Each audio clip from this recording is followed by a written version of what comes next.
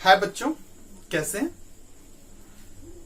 Late से आने के लिए सॉरी, कुछ टेक्निकल इश्यू हो गई थी जिसके कारण मैं आप लोगों के सामने बहुत लेट होकर आया। उसके लिए मैं सॉरी चाहता हूं। चलें, मैं आज आप लोगों के लिए लेकर आया हूं हिंदी मीडियम की मेरी पिछली वीडियो का अगला भाग, जिसमें आज हम लोग बात करेंगे ओम्स लॉ पर। तो चलें, समय को बिना गवाए ओम्स लॉ को स्टार्ट करते हैं। ओम्स लॉ, जैसा कि ओम्स लॉ आप लोग नाम से सुन रहे हैं, ऐसे 10th क्लास में आप लोग पढ़े होंगे इसके बारे में। चलें, उसके बावजूद भी मैं पढ़ा देता हूं इसको। जैसा कि इनका नाम देख रहे हैं ओम्स, जरूर इनके नाम में ओम्स लगा हुआ होगा। तो सर बिल्कुल आप सही पकड़ रहे हैं कि इनका नाम, पूरा नाम है जॉर्ज साइमन ओम्स। इन्होंने 1827 ईस्वी में इस नियम का प्रतिपादन किया था। इनके अनुसार इन्होंने बताया क्या कि जब कोई सुचालक है, अगर उसकी भौतिक अवस्था में लंबाई को, अनुप्रस्थ काट के क्षेत्रफल को, दाब को, ताप को अगर नियत रखा जाए, तो उससे प्रवाहित होने वाली जो विद्युत धारा होगी वो उसके दोनों सिरों के विभवांतर का सीधा समानुपाती होगा। सपोज दैट कि हमारे पास ए है एक सुचालक, और इस सुचालक की मैं बता रहा हूं आपको कि लंबाई जो है सो एल है। अनुप्रस्थ काट का क्रॉस सेक्शनल एरिया, या एरिया ऑफ क्रॉस सेक्शनल बोले, एरिया ऑफ क्रॉस सेक्शन, इसका हिंदी होता है अनुप्रस्थ काट का क्षेत्रफल, जिसको अगर हम एल रिप्रेजेंट करें, ताप जो है वो इसको टी रिप्रेजेंट करके, और दाब पी, इतना को अगर हम लोग कांस्टेंट कर दें, तो इससे जो अगर विद्युत धारा अगर इससे जो प्रवाहित हो रही है वो अगर आई है, और इन दोनों सिरों का विभवांतर जो है वो अगर ई है, तो क्या होगा कि ये जो दोनों सिरों का जो विभवांतर होगा वो आई का सीधा समानुपाती होगा। इसका मतलब कि E is directly proportional to I हो जाएगा। तो I इज इक्वल टू, यहां पे तो E इज इक्वल टू क्या हो जाएगा सर, I इंटू R हो जाएगा। तो R इज इक्वल टू क्या हो जाएगा, E बाई क्या हो जाएगा, I हो जाएगा। अब यहां पे जो R है, जहां R बराबर क्या हो रहा है सर, R बराबर रेजिस्टेंस होगा, रेजिस्टेंस। तो और यहां पे R रेजिस्टेंस, जिसका हिंदी में अगर बोले तो क्या लिखेंगे सर, प्रतिरोध लिखेंगे। क्या लिखेंगे सर, प्रतिरोध। तो क्या बोलेंगे कि इस नियम का प्रतिपादन कौन किया था, जॉर्ज साइमन ओम ने 1827 ईस्वी में किया था। इनके अनुसार जब किसी सुचालक की भौतिक अवस्था को नियत रखकर उससे विद्युत धारा I प्रवाहित की जाए, तो उनके दोनों सिरों का विभवांतर उससे प्रवाहित होने वाली विद्युत धारा का सीधा समानुपाती होता है।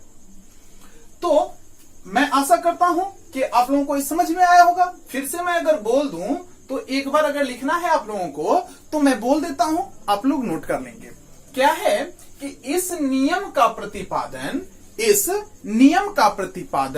जॉर्ज साइमन ओम ने 1827 ईस्वी में किया था। इनके अनुसार यदि किसी सुचालक की अगर भौतिक अवस्था को नियत रखा जाए, तो उससे प्रवाहित होने वाली जो विद्युत धारा होगी, विद्युत धारा जो प्रवाहित हो रहा है यहां से आई, अब उससे प्रवाहित होने वाली विद्युत धारा उसके दोनों सिरों के, उससे प्रवाहित होने वाली विद्युत धारा उसके दोनों सिरों के विभवांतर का सीधा समानुपाती होता है। तो मैथमेटिकल टूल्स में अगर बोले तो E is directly proportional to the I हो जाएगा। तो E is equal to I R, तो R is equal to E by I, जहां R बराबर क्या हो गया, रेजिस्टेंस। अब मैं इसका आगे का पोर्शन बताता हूं, जो कि हमारे पास वर्ड आया है प्रतिरोध। तो चलें रेजिस्टेंस को एक्सप्लेन कर।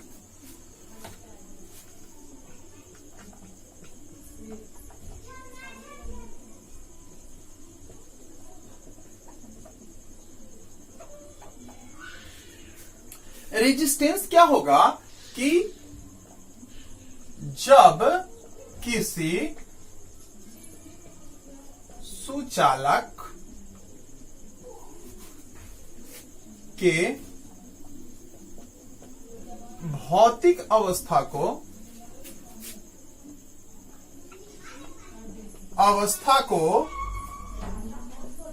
नियत रखा जाता है तो उसके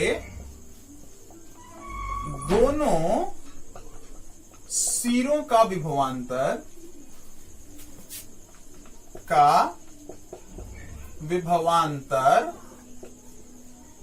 एवं उससे प्रवाहित होने वाले विद्युत धारा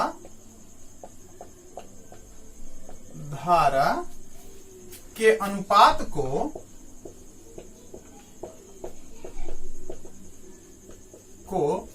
प्रतिरोध कहा जाता है। प्रतिरोध कहा जाता है।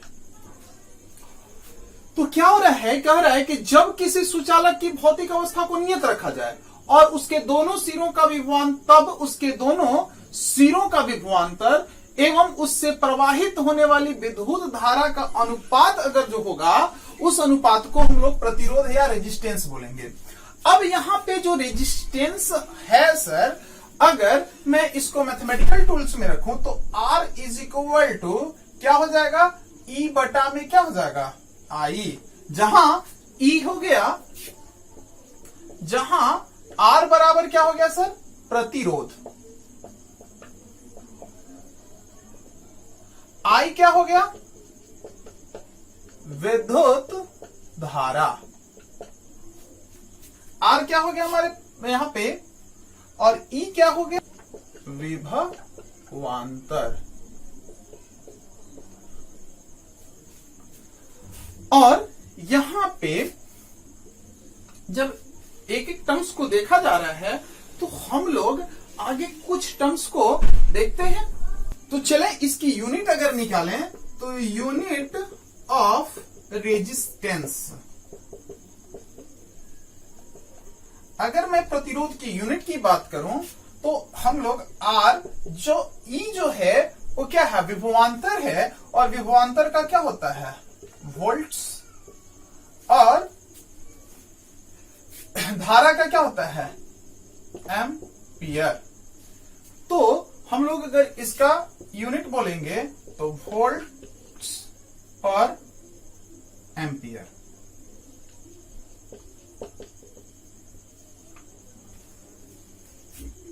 अब आगे की बात करते हैं सर।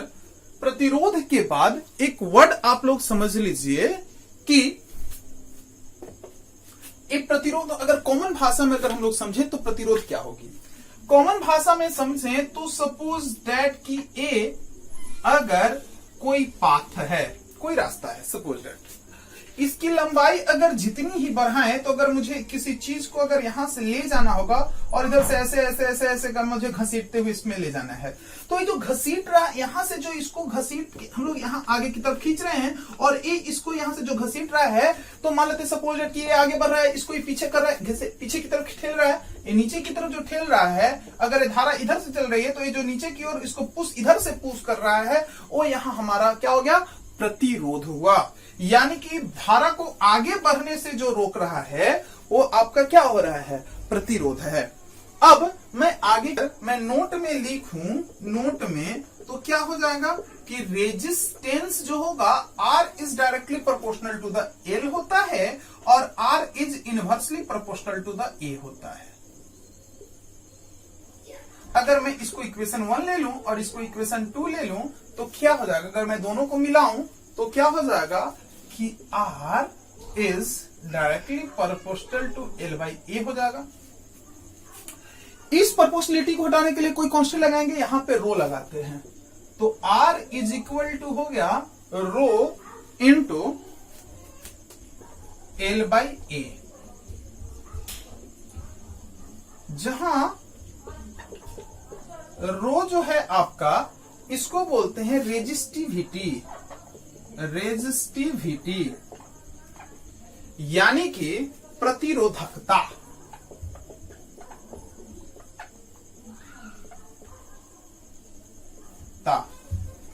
तो रो का अगर फॉर्मूला निकाले तो रो इज इक्वल टू क्या हो जाएगा, R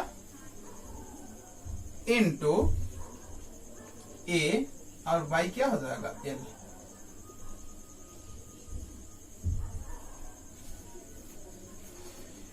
यदि हमारे पास A is equal two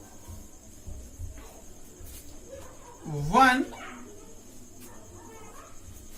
centimetre in 1 centimetre हो जाए, स्क्वायर हो जाए, और L का वैल्यू 1 सेंटीमीटर हो जाए, तो हम लोग क्या बोलेंगे, इस स्थिति में रो इज इक्वल टू क्या हो जाएगा, R हो जाएगा।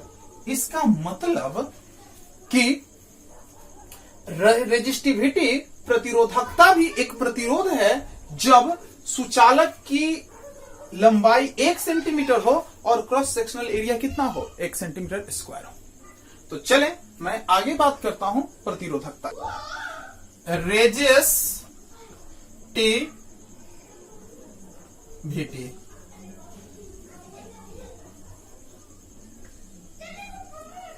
प्रतिरोधकता।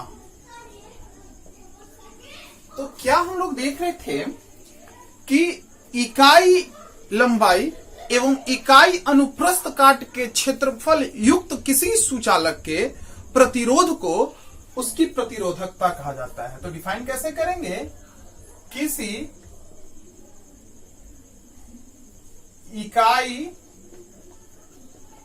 लंबाई एवं इकाई अनुप्रस्थ काट के क्षेत्रफल युक्त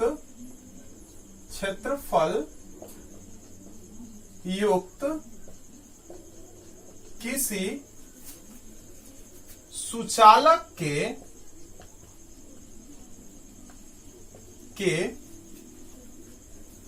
प्रतिरोध को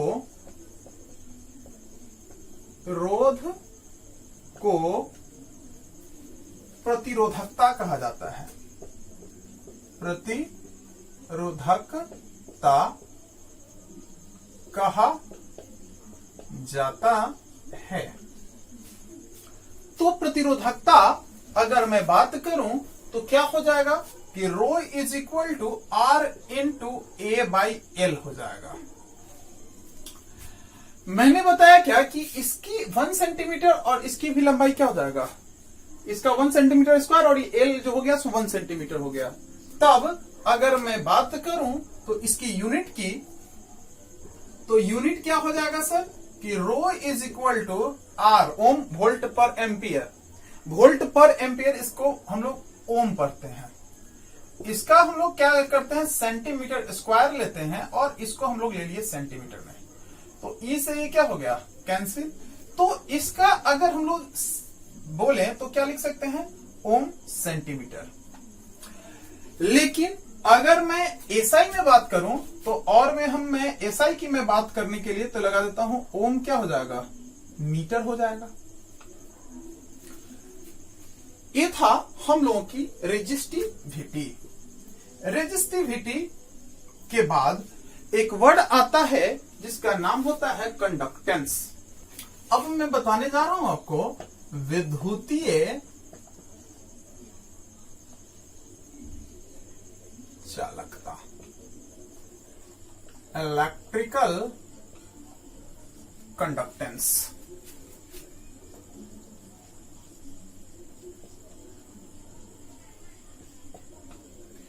इलेक्ट्रिकल कंडक्टेंस क्या होता है सर? ये बोलता है कि किसी सुचालक के प्रतिरोध के व्युत्क्रम को, किसी सुचालक के प्रतिरोध के व्युत्क्रम को क्या बोला जाता है? हमारे पास विद्युतीय चालकता कहा जाता है। तो क्या हम लोग लिखेंगे? किसी सुचालक के प्रतिरोध, जिसको R बोलते हो, के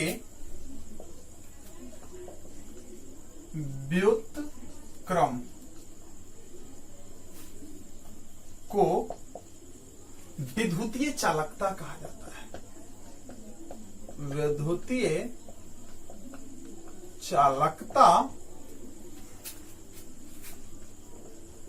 कहा जाता है।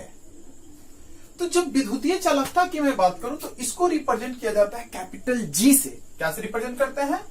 कैपिटल जी से। व्युत्क्रम का मतलब 1/, तो क्या हो जाएगा? 1/r हो जाएगा। तो इस तरह से अगर हम लोग और में भी फॉर्मूला अगर लगाएं तो अभी हम लोग पीछे क्या देखे थे, तो और में इसको हम लोग लिख सकते हैं क्या? G is equal to 1/। अब देखिए तो R इज इक्वल टू हमने क्या बताया था? E बटा में क्या हो जाएगा? I। तो इस वैल्यू को अगर पुट कर दें तो क्या हो जाएगा? यहां पे E रख देते हैं और यहां पे क्या हो जाएगा? I। ऐसे भी हम लोग इसको डिफाइन कर सकते हैं। तो इसका यूनिट क्या हो जाएगा सर? तो G इज इक्वल टू 1/, क्या हो जाएगा? ओम, यानी कि पर ओम। इसको साइमन भी पढ़ते हैं। इसको क्या पढ़ते हैं? साइमन। अब आगे की बात करते हैं, जो कि है प्रतिरोधकता के बाद, सॉरी, विद्युतीय चालकता, या इसको बोलते हैं विशिष्ट चालकता।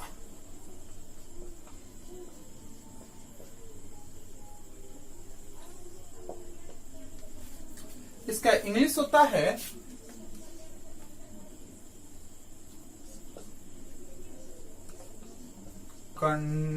कंडक्टिविटी और स्पेसिफिक कंडक्टेंस। स्पेसिफिक कंडक्टेंस, इसको अगर बोलें तो क्या बता सकते हैं कि किसी सुचालक के प्रतिरोधकता के व्युत्क्रम को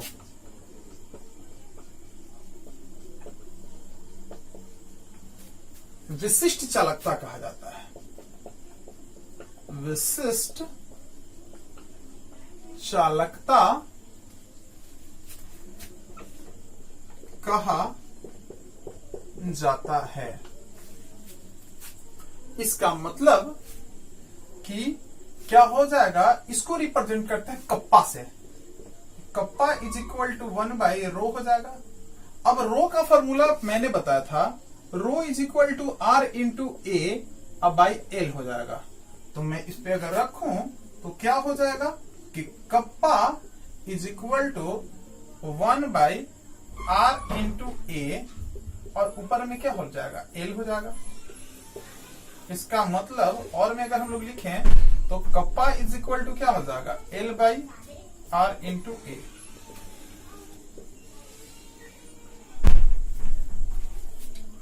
अब आगे की जो पोर्शंस है, तो अब मुझे इसका और भी अगर डिफिनेशन कर दूं तो यदि हमारे पास L इज इक्वल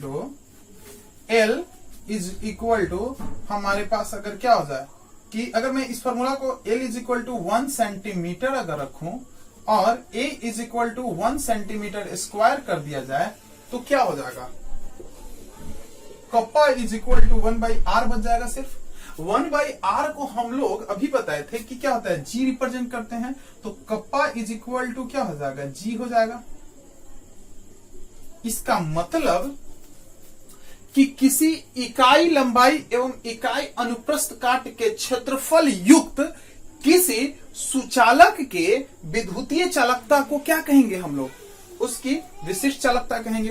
तो इसको और में भी अगर हम लोग डिफाइन करें तो क्या डिफाइन कर सकते हैं कि कप्पा इज इक्वल टू हमारे पास क्या आ गया सर? L बटा में R इंटू ए हो गया। तो मैंने अभी अभी बताया था क्या कि यदि L बराबर क्या हो जाए, यदि L बराबर हमारे पास 1 सेंटीमीटर हो रहा है सर, और A की जो वैल्यू होता है 1 सेंटीमीटर स्क्वायर हो रहा है, तब हम लोग क्या मान रहे हैं कि कप्पा जो हो गया हमारे पास वो 1/r हो गया, और 1/r is equal to G is equal to आप जानते हो 1/r होता है। तो इसका मतलब ये हुआ कि कप्पा इज इक्वल टू क्या लिख सकते हैं? जी लिख सकते हैं। यानी कि जी कब हो रहा है? जब इन दोनों की लेंथ जो होता है सो इकाई ले रहे थे। तो क्या लिख सकते हैं कि किसी, या ऐसे लिख सकते हैं कि इकाई लंबाई एवं इकाई अनुप्रस्थ काट के क्षेत्रफल युक्त किसी सुचालक के चालकता को, या कि सुचालक के विद्युतीय चालकता को, विद्युतीय चालकता को उसका विशिष्ट चालकत्व कहा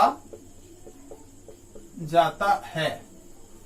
तो अगर हम लोग फॉर्मूला में अगर फिर से आ जाए तो क्या हो जाएगा? तो कप्पा इज इक्वल टू हमारे पास क्या हो जाएगा? L अपॉन R इंटू ए।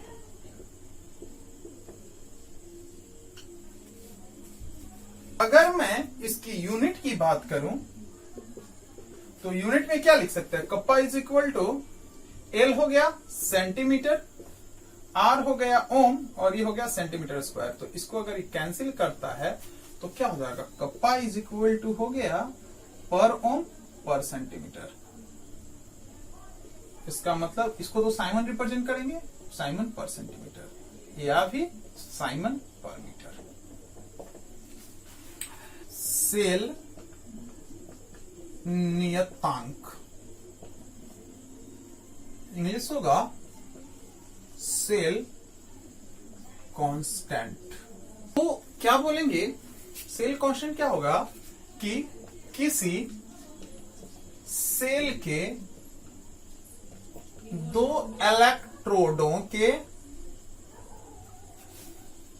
इलेक्ट्रोड के बीच की दूरी एवं उसके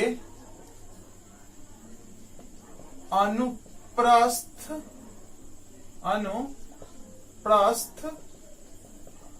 काट के क्षेत्रफल के अनुपात को सेल कांस्टेंट, जिसको हम लोग जी स्टार बोलते हैं, कहा जाता है। तो अगर मैं बोलूं तो क्या हो जाएगा? तो जी स्टार की मैं बात करूं तो क्या लिखेंगे? L बटा में क्या हो जाएगा? E। तो अगर मैं इसका रेजिस्टिविटी के साथ अगर संबंध बता दूं तो क्या जानते हैं? नोट मैं बता रहा हूं आपको कि आप जानते हो kappa is equal to L बटा में R इंटू ए। अगर मैं इसको अलग करके लिखूं तो इसको लिख सकता हूं 1/R इंटू L/A। तो कप्पा इज इक्वल टू क्या हो जाएगा? देखिए तो 1/R को G लिख सकते हैं और इंटू ये हो गया G स्टार। तो इस तरह से हम लोग सेल कांस्टेंट तक पहुंचे। अब आगे की बात करते हैं जो कि है मूलर चालकता। मूलर चालकता,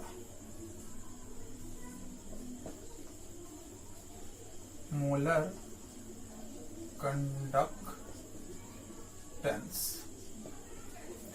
तो मोलर कंडक्टेंस क्या होता है? कहता है कि किसी विद्युत अपघट्य के एक मोल के द्वारा, कोई विद्युत अपघट्य है उसका एक मोल हम लोग ले लिए, तो किसी विद्युत अपघट्य के एक मोल के द्वारा जितनी आयन उत्पन्न होंगे उन आयनों की जो चालकता होगी उसे मोलर चालकता कहा जाएगा।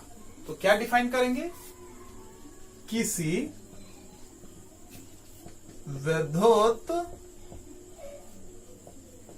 अपघट्य के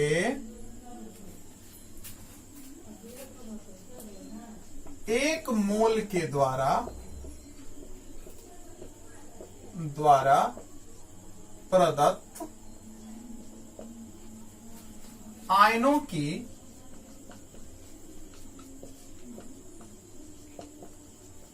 चालकता को मोलर चालकता कहा जाता है। मोलर चालकता कहा जाता है।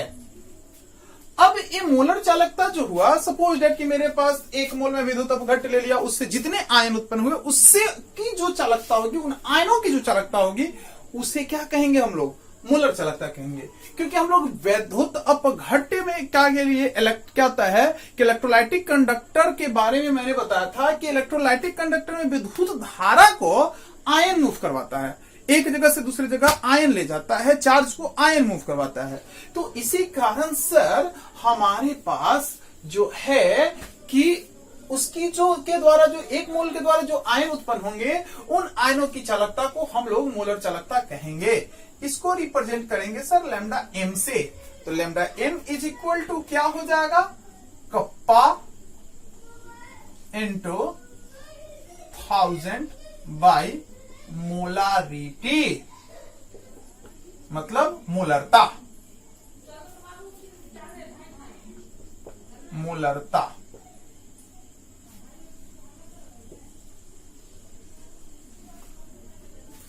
अब जहां लैम्डा एम हो गया मोलर चालकत्व,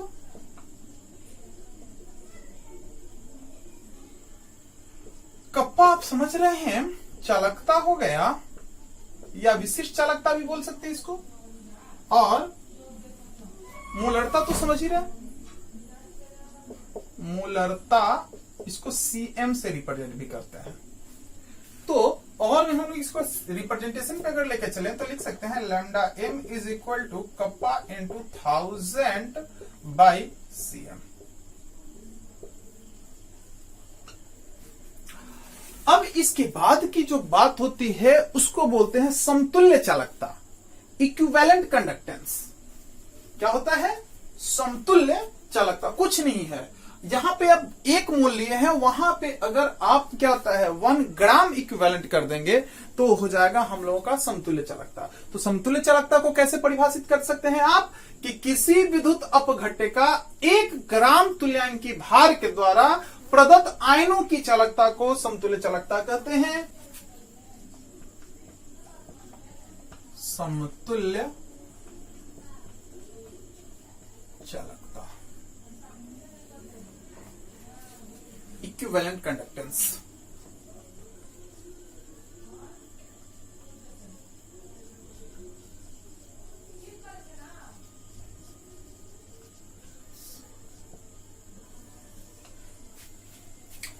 तो क्या तुल्यांकी भार के द्वारा प्रदत्त आयनों की चालकता को समतुल्य चालकता कहा जाता है। समतुल्य